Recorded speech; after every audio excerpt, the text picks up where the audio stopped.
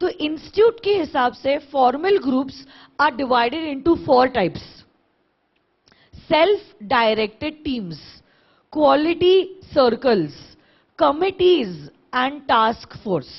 ये 4 टाइप के formal groups होते हैं। इसी के ऊपर सवाल जो है इंस्टीट्यूट ने नवंबर 2012 में और मई 2015 में 4 मार्क के लिए पूछा था, what are the types of groups in an organisation. पहला ग्रुप सेल्फ डायरेक्टेड, नाम में लिखा है self directed, self directed group. ये ऐसा ग्रुप है which is autonomous in nature. Autonomous in nature मतलब हर वो कोई चीज जो ग्रुप में होनी है वो खुद मेंबर्स ही डिसाइड करते हैं। Nobody is directing them. Directing them मतलब राह दिखाना या कंट्रोल करना। कोई भी उन्हें राह नहीं दिखा रहा है या कोई भी उन्हें कंट्रोल नहीं कर रहा है, वो खुद डिसाइड कर रहे हैं कि उन्हें क्या करना है। टोटली इंडिपेंडेंट है, टोटली ऑटोनॉमस है ये ग्रुप के मेंबर्स अपने आप में। Best example self directed team का हो सकता है आईसीएआई के बोर्ड ऑफ डायरेक्टर्स। हमारा जो इंस्टीट्यूट है उसके जो डायरेक्टर्स है they are autonomous in nature, मतलब it's a self directed team.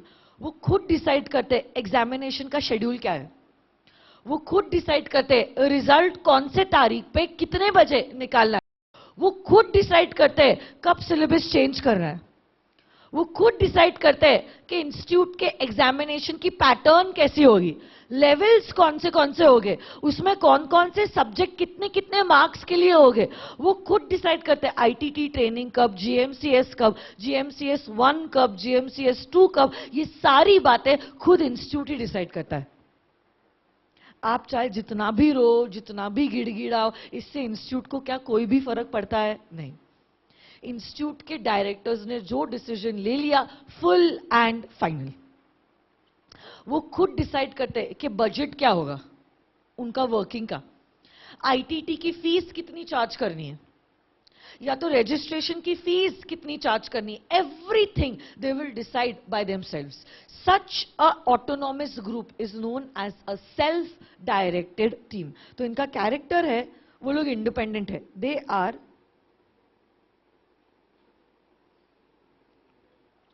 autonomous in nature. Second, quality circles. ये ऐसे ग्रुप्स है जहां पे members voluntarily meet up for an hour or 2 every week in order to improve the quality of the product. Voluntarily मतलब खुद होके, स्यू मोटो। Company के employees वो लोग वॉलेंट्रीली मिलते हैं और इस बारे में चर्चा करते हैं कि कंपनी का जो प्रोडक्ट है उसकी क्वालिटी कैसे इंप्रूव करे, डिफेक्ट्स कैसे निकाले, कंपनी की सर्विसेज कैसे ऑप्टिमम हम दे टू आवर क्लाइंट्स। ऐसे ग्रुप को कहते हैं एज द क्वालिटी सर्कल। नाम में लिखा है क्वालिटी सर्कल। ऐसा कोई ग्रुप जहां पे मेंबर्स मिलते हैं ये चर्चा करने के लिए कि कंपनी के प्रोडक्ट की या सर्विस की क्वालिटी कैसे बढ़ाई जाए, ऐसे ग्रुप को कहते हैं quality circles. Next, committees. Committees 3 तरीके की होती है, standing, advisory and ad hoc. Standing committee ऐसी कमिटी होती है which is permanent in nature. मतलब जब से ऑर्गेनाइजेशन बना है तब से ये कमिटी है और तब तक ये कमिटी रहेगी जब तक ऑर्गेनाइजेशन जिंदा है। ऐसी कमिटी को कहते हैं a standing committee. Next, advisory committee. नाम में लिखा है एडवाइजरी कमिटी। ये ग्रुप के मेंबर्स क्या करते होंगे? एडवाइजरी कमिटी, एडवाइस देते होंगे। अब आप एडवाइस कब दे सकते हो? When you are yourself an expert in that field. Advice आप कब दोगे ना, जैसे कि सीए जो होता है वो किस फील्ड में एडवाइस देता है? फाइनेंस से रिलेटेड एडवाइस देता है। मतलब you should be a professional in that field in order to give advice. तो अगर ये कमिटी में लोग ही एडवाइस करने के लिए बैठे हैं, मतलब मैं इस कमिटी को डिस्क्राइब कर सकती हूं, it is a committee where in there is a panel of experts.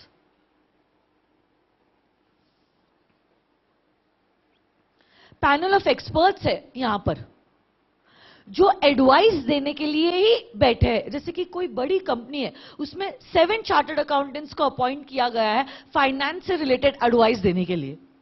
तो ये 7 सीएस का जो पैनल है, उसको मैं टर्म कर सकती हूं एज एन एडवाइजरी कमिटी, है ना कि नहीं? And last type of committee is the ad hoc committee. This committee is temporary in nature. Basically, this committee is formed for a particular purpose. Particular purpose. जैसे ही वो purpose complete हो जाता है, इस कमिटी को भी डिसॉल्व किया जाता है.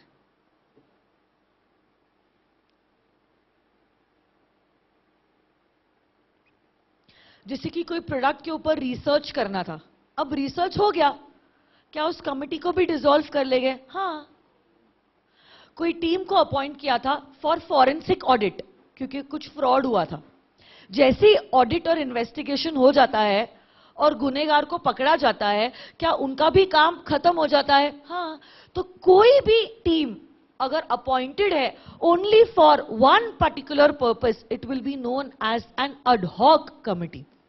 As soon as the purpose is over, even this committee is dissolved. अब देखो, similar to ad hoc committee is the task force. Task force is formed for a particular task. Even this group is temporary in nature. ये भी temporary है, ये भी temporary है. But this is formed for a particular purpose. And this is formed for a particular task. A task can have various purposes. जैसे कि आपने आज आपके लाइफ में एक टास्क उठाया है, that is to become a CA. CA बनना ये आपके लिए एक टास्क ही है ना, बट इस टास्क के अलग अलग पर्पसेस होते हैं. पहला पर्पस सीपीटी क्लियर करना, सेकंड आईपीसीसी क्लियर करना, फिर आईटीटी करना, ओरिएंटेशन करना, फिर आर्टिकलशिप करना, फिर फाइनल क्लियर करना, फिर जीएमसीएस करना, और फिर आपका टास्क कंप्लीट होगा. तो अगर टास्क के लिए, बड़ा टास्क के लिए किसी लोगों को अपॉइंट किया है, that will be known as the task force. A task can have various purposes. अब ऑब्वियसली मुझे आप ही खुद बताओ, स्कोप कहां पे वाइड है, टास्क फोर्स में या एडहॉक कमिटी में? टास्क फोर्स में. अगर स्कोप ज्यादा वहां है, क्या रिस्पॉन्सिबिलिटी भी ज्यादा होगी? और अगर रिस्पॉन्सिबिलिटी वहां पे ज्यादा है, क्या पावर ग्रांटेड भी ज्यादा रहेगा? क्योंकि रिस्पॉन्सिबिलिटी को निभाने के लिए पावर्स भी हमें इक्विवेलेंटली ग्रांट करने चाहिए ना. यस. तो greater responsibility and wider powers, है ना. ग्रेटर रिस्पॉन्सिबिलिटी टास्क फोर्स में और वाइडर पावर्स. डिफरेंस है ये. सिमिलैरिटी अगर देखो, ये भी टेम्पररी इन नेचर और ये भी temporary in nature, but a task can have various purposes. Got it और नो?